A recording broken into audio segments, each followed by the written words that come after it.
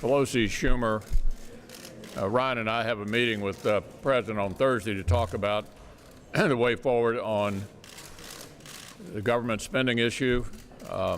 What we anticipate is a 2-week CR into December 22nd, which ought to give us a little room to talk about a larger understanding about how we're going to, what the caps are going to be and the other provisions that are going to be part of the year-end spending measure. Now this body, this Senate, the House of Representatives. Yeah, there's been no change of heart. I had hoped earlier he would withdraw as a candidate. That obviously is not going to happen. If he were to be elected, he would immediately have an ethics committee case, and the committee would take a look at the situation and give us advice. My understanding is, based on a 1969 Supreme Court decision, we would have no option but to swear him in, because apparently the Supreme Court held that the only criteria are, do you meet the constitutional standard? As a member of the Senate, I've already predicted what would immediately begin to unfold, and we'll see what happens if that happens. Priority before the end of the year.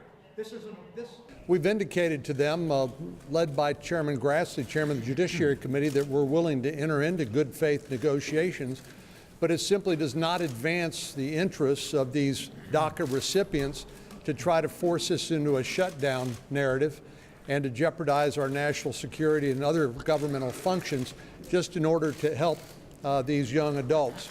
We are certainly willing to enter into those good faith negotiations, but they do not belong in a end-of-the-year spending of appropriations debate.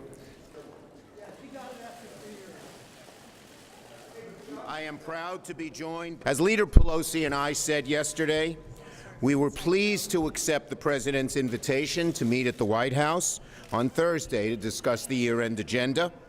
We hope that this time, unlike last week, the President will come to the meeting with an open mind and be willing to work in a bipartisan way to tackle the many issues we're confronting before the end of the year.